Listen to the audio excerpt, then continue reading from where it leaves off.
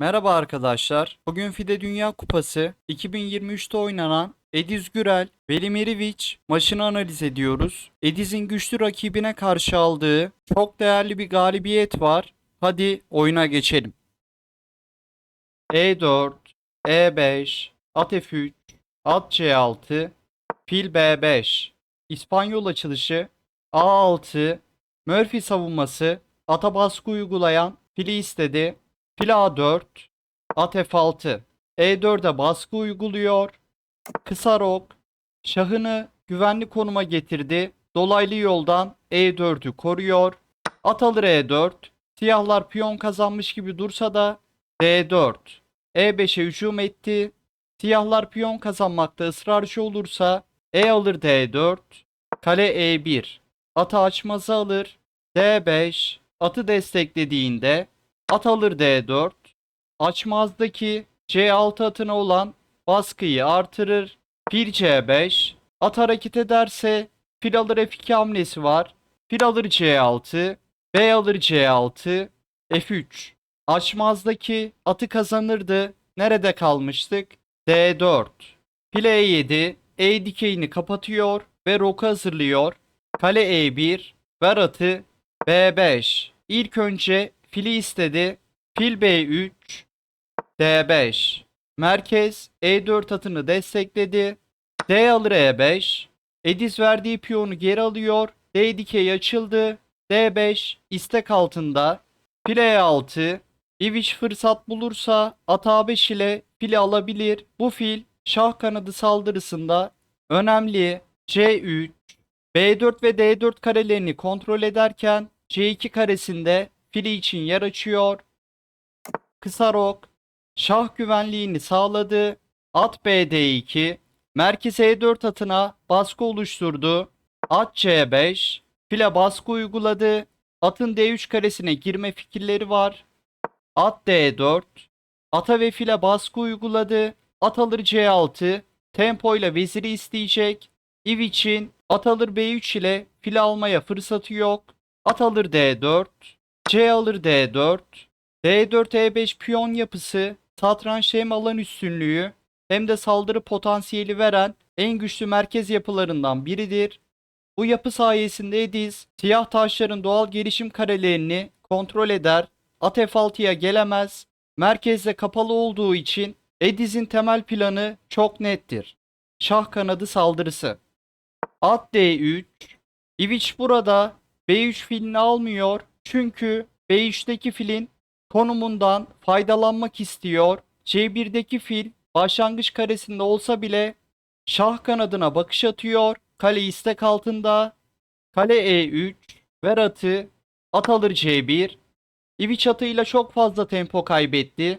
B3'teki fili almadı ve yerinde duran fili aldı.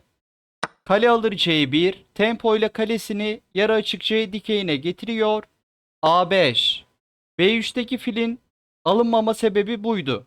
İviç tempoyla A4 sürüşünü yapıp vezir kanadı saldırısını hızlandırmak istiyor. Kale EC3. Yarı açık C dikeyinde kalelerini çiftledi. A4. Ver fili. Fil C2. A3. B2'ye hücum etti. Bu konumda B4 hamlesi çok güçlü kalırdı.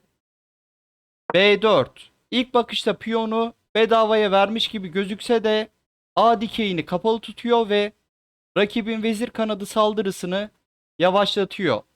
Fil alır B4 yapılırsa kale alır C7, verdiği piyonu geri alırdı. Vezir alır C7 yapılırsa fil alır H7 aşarak şah çeker ve veziri kazanırdı. Nerede kalmıştık?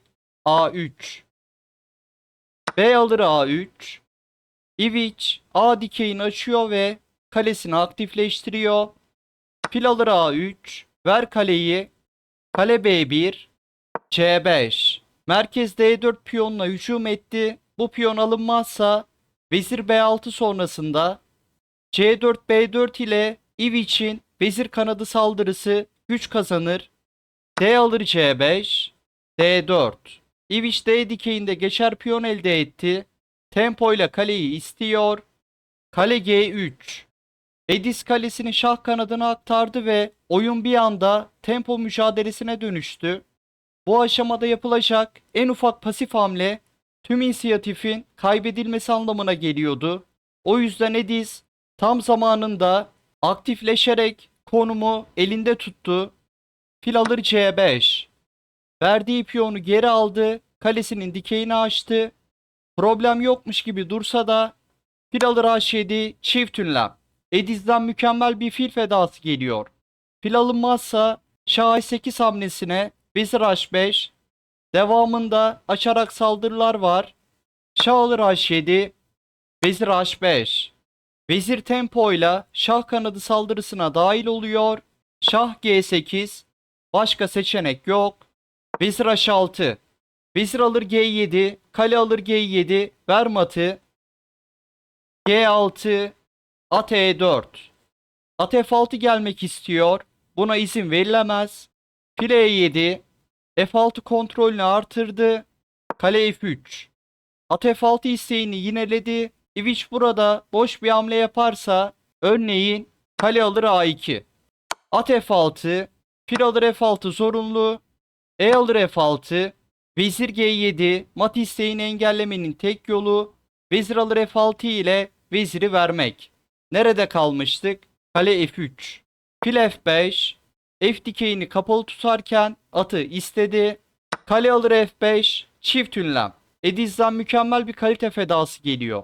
G alır F5 yapılırsa vezir artık F6 karesini kontrol ettiği için at F6, fil alır F6 zorunlu, E alır F6, vezir G7 ver matı. Bu matı engellemenin tek yolu vezir alır F6 ile veziri vermek. Kaldığımız yerden devam edelim. Kale alır F5, kale A6. At F6 planını engelliyor. Ediz Gürel kale F3 hamlesiyle kalesini istekten çıkarıyor ve Ivic oyunu terk ediyor. Vezir, fil ve kale F6 karesinin savunmasına bağlı. Ediz'in kale H3 devamında vezir H7, vezir H8 mat fikirleri var. Örnek bir devam yolu olarak vezir C8, at F6. At alınmak zorunda. Fil alır F6. E alır F6. Vezir G7 matı engellemenin tek yolu kale alır F6 hamlesiyle kaleyi vermek. İviç'in terk ettiği konumda videoyu bitirelim. Kale F3.